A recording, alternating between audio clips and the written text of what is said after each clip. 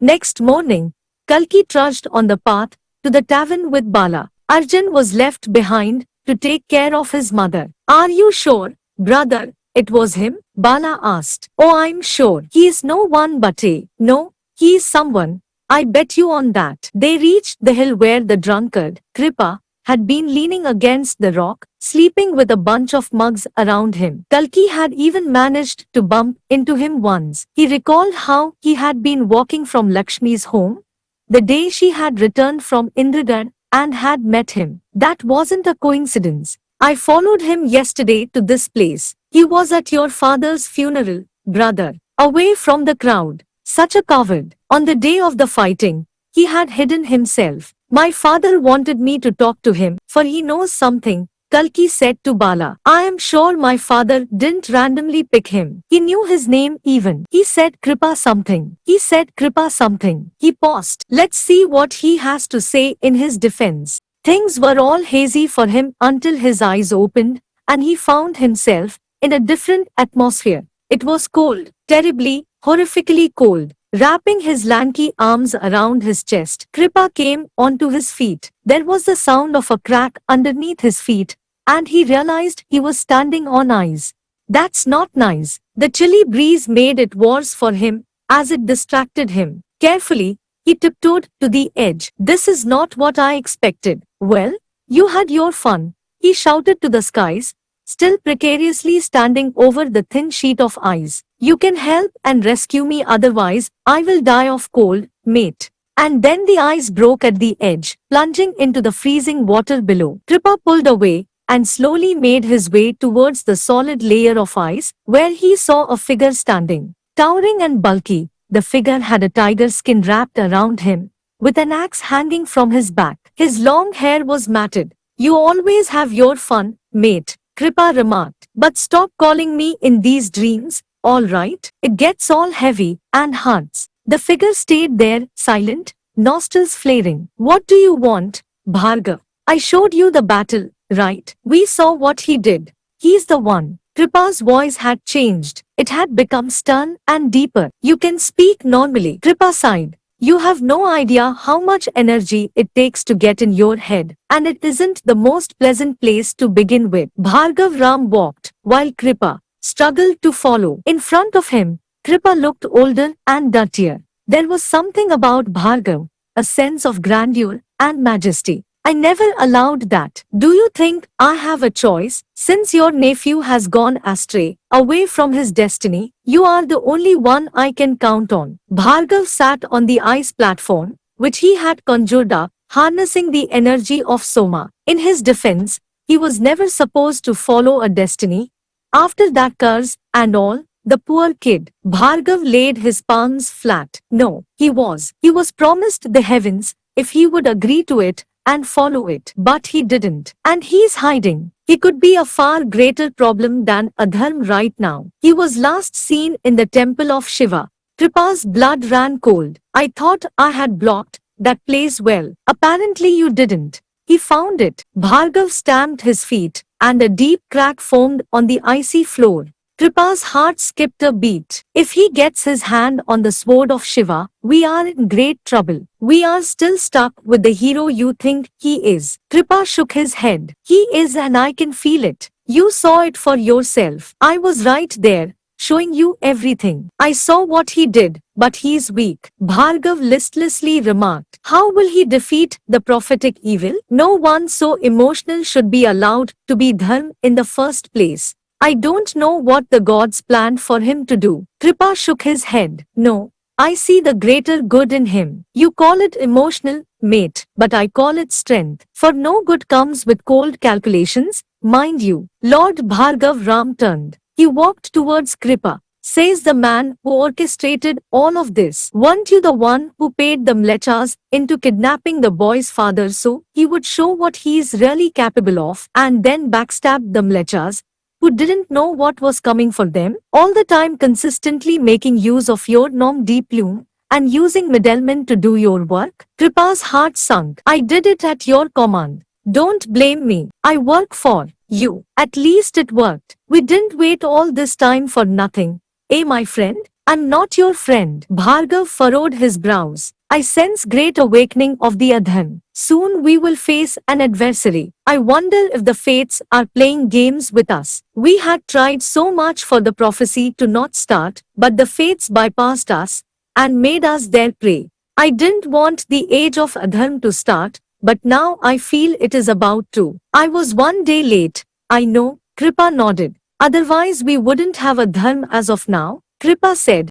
But he knew the fates would have improvised around that as well and done what was written according to the scriptures. The words, the last age had been horrible for us. We all were victims. Bhargav paused, as if he had let out too much of his emotions. I want you to do the necessary arrangements, get him ready, and bring him to me. He must have the sword before anything else, and must be trained, otherwise we will lose again. Kripa nodded. You have my word. And then his chest jerked, and he was pulled from somewhere, everything going black around him. The sound of chirping birds and the smell of surah overpowered him, until he felt hard kicking against his thighs. His eyes opened fast, watching two individuals standing in front of him. They were familiar.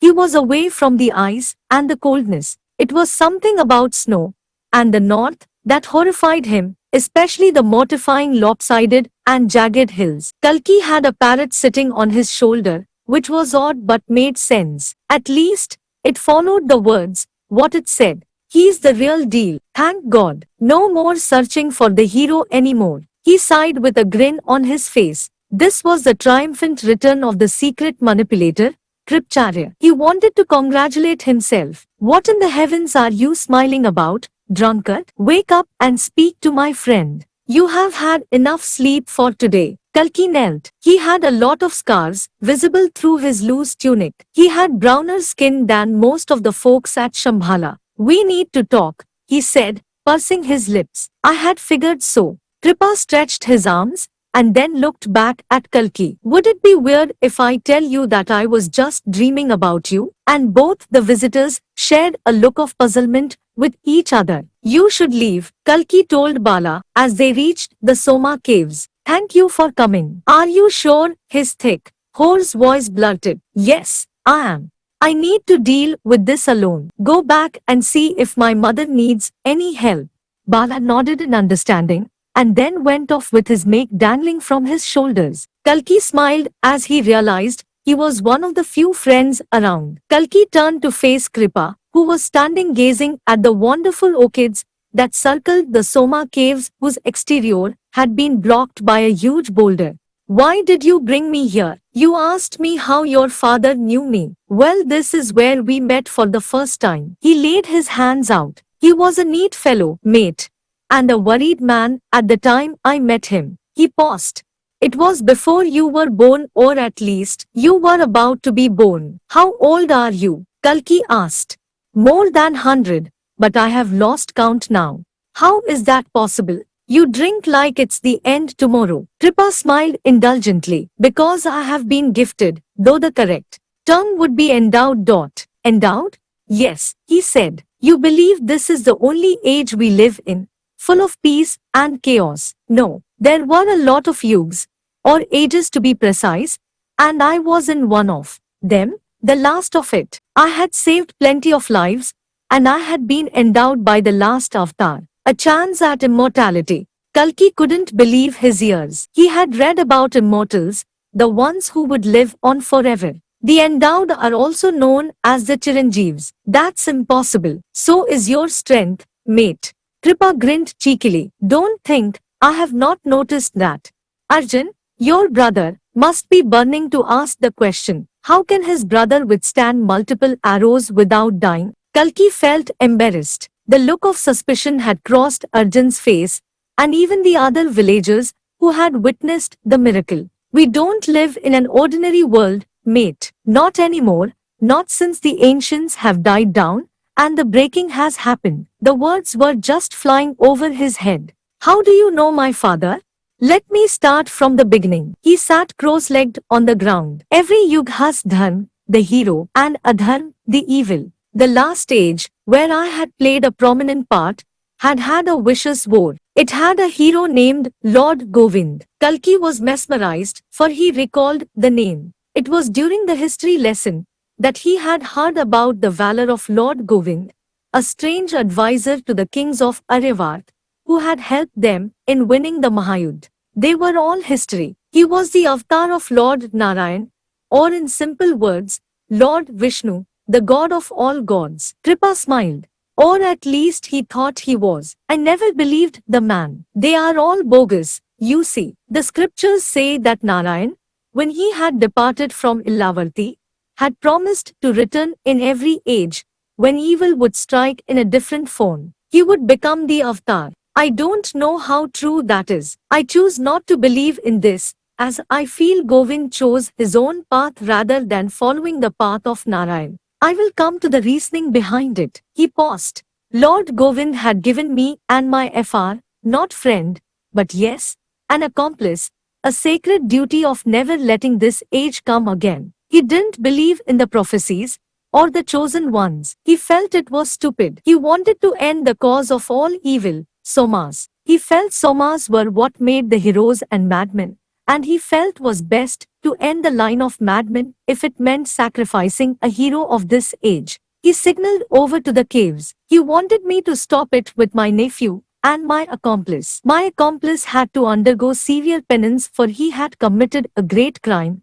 and to seek redemption, he handed me the duty to travel alone around this country, and finding the Somas and destroying them. What about your nephew? Kripa's face turned grave. He went on a different path. I don't know what he believed in, but he just left. I was all alone, and I did it. Constant travel leads to fatigue, and so I drink to carry on with my arduous mission. Lord Indra had spread the power of Somas across the country, and they were all scattered, so it was difficult, you know. I don't understand one thing. Why did Lord Govind believe the Somas were evil since they were the gifts of the gods? Not necessarily, he said. Lord Indra had good intentions when he spread these stones, but what he didn't realize was, they weren't for Manavs. They were too weak to handle them, for they were too sinful. They would go mad.